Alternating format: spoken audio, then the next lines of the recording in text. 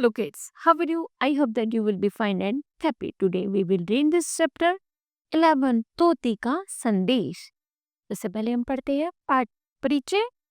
स्वतंत्रता सबको प्यारी होती है। प्रस्तुत पाठ में तोते की स्वतंत्रता के बारे में बताया गया है। आइए कुछ करके सीखिए। हमारे देश का राष्ट्रीय पक्षी कौन है, उसका नाम लिखकर उसके बारे में कुछ वाक्य लिखिए। ठीक है, आइए अब पढ़ें। बुखारा नगर में एक सौदागर रहता था। उसे एक बार व्यापार के लिए भारत जाना पड़ा। यात्रा शुरू करने से पहले उसने अपने कुटुंबी जनों से पूछा, मैं भारत जा रहा हूँ, तुम्हें वहां से कुछ मंगवाना है?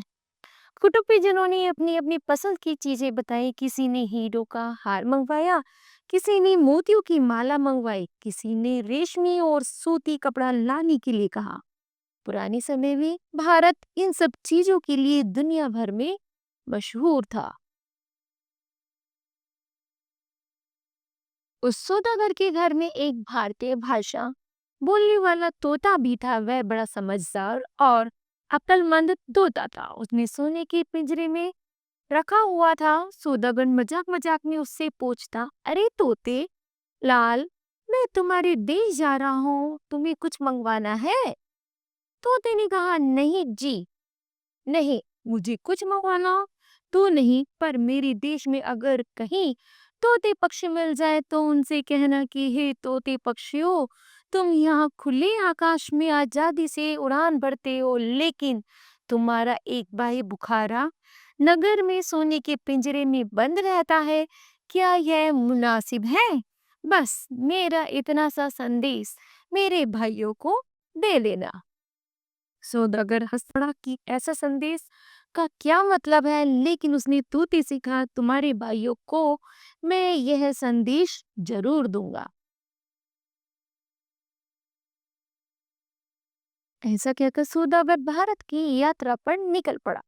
भारत में उसका वक्त अच्छी तरह बीता। अच्छा सौदा किया, बढ़िया कमाई की, अपने कुटुंबी जनों की मंगवाई हुई चीजें खरीदी। फिर वह वापस लौटा। रास्ते में एक जंगल पड़ा। उस जंगल में तोते का निवास था।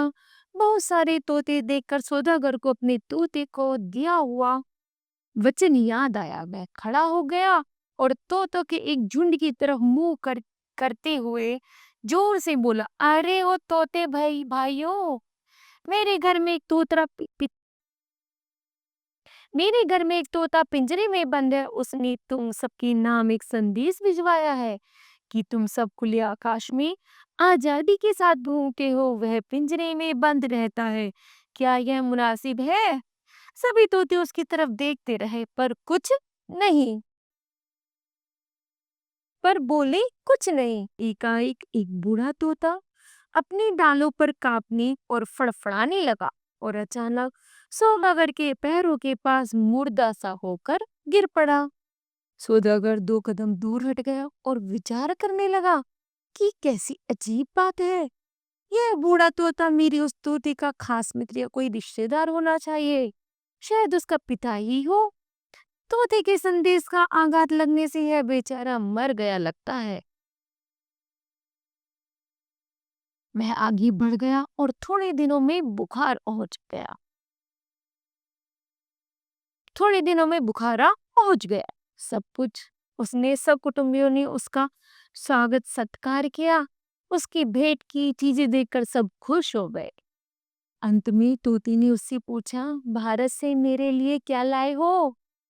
सौदागर ने कहा, तुम्हारे लिए तो कुछ नहीं लाया। हाँ, तुम्हारा संदेश मैंने तोता वन के तोतों को जरूर दे दिया था, परंतु जवाब में उन्होंने कुछ कहा नहीं। तोते ने कहा, उन्होंने कुछ नहीं कहा। सौदागर ने कहा, हाँ, जब मैंने उन्हें तुम्हारा संदेश दिया तो एक अजीब सी घटना जरूर हुई। एक बूढ़ा तोता अपनी डाल पर कांपने और फड़फड़ाने लगा। फिर मैंने पैरों के पास मुर्दा सा होकर गिरा पड़ा। पैरों के पास मुर्दा सा गिर पड़ा। क्या वह तुम्हारे पिता थे या खास मित्र? इतना सुनते ही तोते ने एक चीख मारी और कांपने लगा, मानो उसे कोई रोग लग गया हो। फिर थोड़ी देर में वह अपनी सलाख पर लुढ़क कर पिंजरे की तली पर धम से गिर गया। ना हिले ना डुले, मुर्दा सा बेजान। या खुदा, सौदागर पुकार उठा, यह कैसा अनोखा चमत्कार है। मेरी दी गई दुखभरी खबर को सुनकर यह तोता भी उस बूढ़े तोते की तरह ही गिरकर मर गया। सौदागर ने पिंजरे का दरवाजा खोला, तोते को बाहर निकाला और अपने घर के जरों को से बाहर फेंक दिया। परंतु आश्चर्य, तोता मुर्दे की तरह जमीन पर गिरने की बजाय पंख फैलाकर उड़ गया और बगल के पेड़ के ऊपर जाकर बैठ गया। सौदागर हक्का बक्का होकर तोते को देखता रह गया। उसके मुंह से निकल पड़ा, यह भी कमाल की बात है, हे तोते, तेरी इस तरह मुर्दा बनकर गिरना, अचानक उड़ जाना, इसमें क्या भेद छिपा है, यह मुझे बताओ। तोते ने कहा, तुम्हें अब भेद की बात समझाता हूँ। भले सौदागर, तुम्हें भारत में जो तोता मिला वह मेरे बूढ़े पिताजी थे। जब वे तुम्हारे पैरों के आगे मुर्दा बनकर गिरे, तब वे वास्तव में मुझे एक संदेश भेज रहे थे। वह संदेश तुम्हें अगर शब्दों में दिया जाता तो तुम उसे मुझे देते ही नहीं, परंतु उनका मौन संदेश तुम समझ नहीं सके। और वह संदेश इस प्रकार था, हे प्यारे बेटे, तुम्हें अगर पिंजरे की गुलामी से छूटना हो तो नेवे जैसा नाटक करो। इसलिए तुम्हारी बात सुनते ही मुझे आजादी का उपाय मिल गया। मैं कांपने लगा और ऐसा नाटक किया कि जैसे मैं मर ही गया हूँ।